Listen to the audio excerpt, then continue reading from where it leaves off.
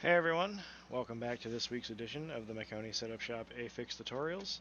This week we are looking at what I consider to be a very sketchy Watkins Glen International Raceway, so strap in and let's get to it. As I was mentioning, I don't know if it's just because I have so many laps around here in a truck in such a short amount of time for the Road to Pro stuff or what, but this car to me is like driving on ice.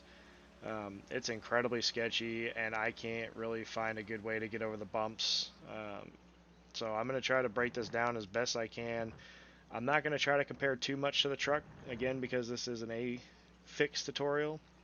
So I'll try to focus on the A car, but it's going to be hard not to reference some things because I spent so much time running laps in the truck and finding little tips and tricks in the truck that just really don't work in this. Um, Frustrating for me. I'm running much faster lap times even in this weather with the trucks. I think it's just the fixed setup and how it is. Um, I think once the tires get heat, you'll be able to take the curbs a little bit more aggressively. But the bus stop for me, I've had to retrain myself in a sense as to even just to get through the bus stop. So bear with me. I will try to break this down as best I can for you.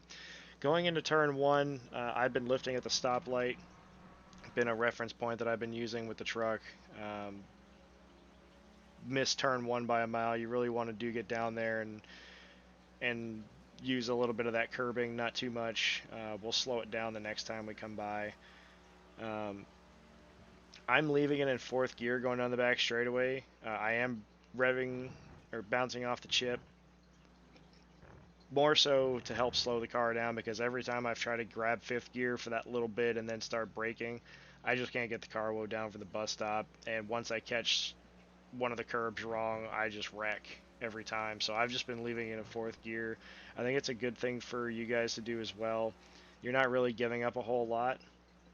Um, if the pace picks up enough on older tires where you absolutely need it because you're chipping so early, then it's not a bad idea to use fifth gear, but use it briefly. Okay, from what I've been doing with these laps for testing for this, I can't drive it in as hard as I want to.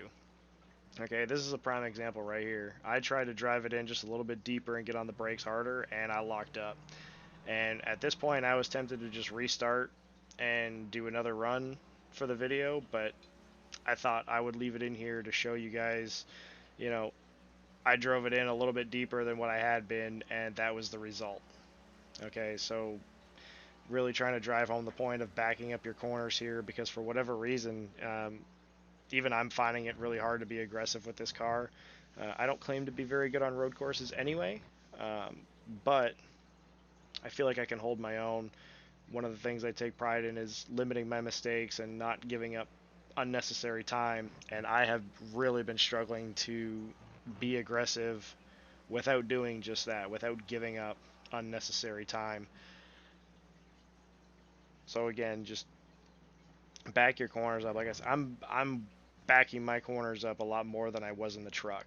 Okay, there's still some things that apply from the truck, which I'm going to break down this lap for you. We'll slow it down a little bit. Um, Going into turn one here, again, this stoplight, that's a great reference point. If you're driving past that stoplight in this car, you're probably going to overdrive the corner. Okay, if you find that you're having a hard time getting it, because this is the curb that we want to get down. We don't want to be on the right side over here. We want to be on that first rumble strip. Okay, if you're having a hard time getting to that, back the corner up. Okay, in terms of off track, you can have your right sides on here. Okay, I can move over a little bit more to set up for the S's, but not much. This strip right here, if you go any farther left, you're going to get an off track. Okay, that's important to know because you want to maximize everything. Every inch that you can get, you want to maximize. Again, the truck, I was turning off of this transition from yellow to white paint. This I clearly couldn't get down. Um, you want to get as close as you can to this curb. This is all free grip right here, right on the line. It's free speed. Okay. Transitioning, I grab fourth as I go for the second S. Again, you want to get as close to that curb as you can, which is going to set you up for this exit of the S's. You want to be as close to this curb as you can because it's free speed. You can see my throttle inputs, okay? Uh, the closer you get to that, the sooner you're going to be able to get back into the gas. again, for the bus stop and the truck, I was driving it to the 500-yard marker or deeper. Here, I I'm struggling. Okay, I've been backing the bus stop up as much as I can. In the truck, we can get right up against this curb. Okay, and this is where you set everything up for the bus stop. You can cut so much of this. I have not been able to in this car for the life of me. Every time I try to do it, I just wreck. If you catch too much of this curb here, okay, in the truck, I could get my left sides right on this grass. Okay, in this car, I find if I'm anywhere close to the grass here, the car bottoms out so bad that I just wreck. Okay, catch a lot of curb here. You want to be as straight as you can exiting the bus stop. You can dip your tires in the grass a little bit without getting a 1X, but I don't recommend it in this car because as soon as the car gets in the grass, the diffuser bottoms out over the rumble strip, and it's like you just blew both rear tires out. Okay, as you can see, I did catch a little piece of grass. It's not going to hurt you, but you don't want to catch too much. As for the carousel, you want to try to wrap this line as best as you can. Um, I still like running the diamond in this car because of the mechanical grip that it produces. In the truck, I spent so many laps wrapping this because of how the truck is and the speed that it produces. I find that this is the same thing, but if you want to run this little diamond like this is also very good too to create speed because you're going to get a straighter exit off. And as you come over the curb here, you want to try to have your wheel as straight as you can. Okay, so one way to get your wheel as straight as you can is to have that little diamond cut off the exit of the corner and have a much straighter launch. This section right here, again, in the truck, I'm sorry to be referencing so much of this, but I spent so many laps for Road to Pro, I just can't help it. We were lifting here, okay? I've had to back it up because if I try to drive it in this deep, I can't make this corner to save my life. Okay, it's been a struggle. Um, Trying to get the car slowed down and turned in, again, much slower through this section than what I'm used to. Catch the curb. You don't want to be on this side. Okay, you don't need to. It's unnecessary. I know you see guys do it in real life. It's unnecessary here. Um, Setting up for the last corner. Okay, as soon as I get to the white line, I want to be on the brakes, trying to be straight. Okay, the other thing too is if you're way off in the right here, okay, if you take this corner so wide and you're way off over here where the off track is, it's going to take you much longer to get over to the left side here to set up to get this exit. Okay, you want to get as straight as you can for this exit, and as soon as you get down to that line, you should be trying to at least build the throttle up. And again, I'm not really full throttle until the car is almost straight or I feel straight. Okay, and that's another big thing. We talk about this at road courses all the time. You want to do all your braking early.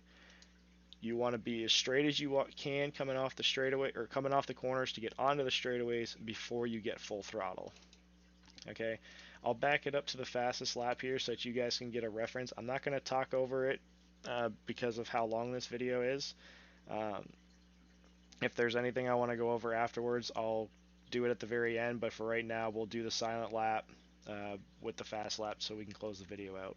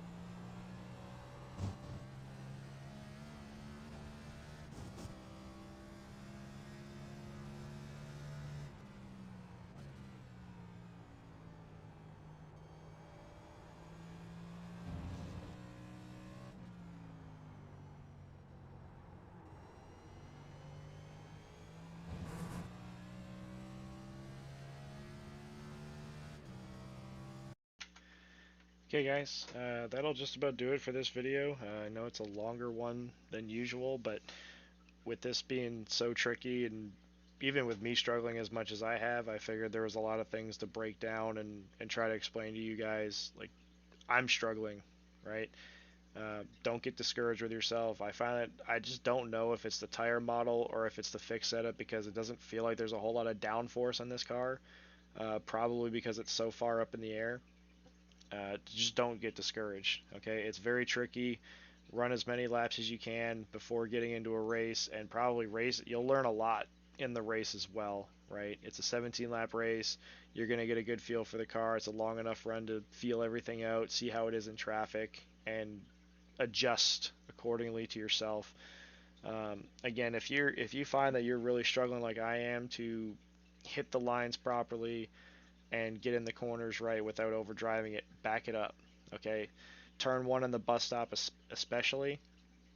If you're not getting down to the curb in turn one, back it up until you are. If you got to lift a whole car length before that traffic light, lift a whole car length before that traffic light. Just do what you can to get the car down. Okay, there's a lot more speed there than what I'm demonstrating. The S's I find are pretty tricky because of the lack of downforce in this car. It just doesn't feel planted. Like I'm not hitting the line how I want to. I need like 6 or 7 laps before the car finally feels like it's coming to me. I don't know if that's tire heat or if it's simply just the car itself, but these are things that I'm struggling with, and I feel like you're going to struggle with, so don't get discouraged. Okay, I find that this is probably one of the trickier videos that I've made, and I've got a lot of laps around here in a short period of time, so it is what it is. Okay, that'll do it for this week's video. Again, if you find that this video is helpful, as always, please consider leaving a like.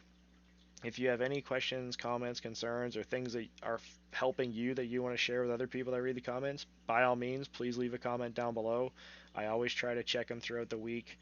And last but not least, if you're not already a subscriber, make sure you hit that subscribe button and ring the notification bell so you can see these videos every Monday when they're posted on the Maconi YouTube page. Okay, guys, best of luck this week. Stay focused. Don't get discouraged. We'll see you out on the track. Take care.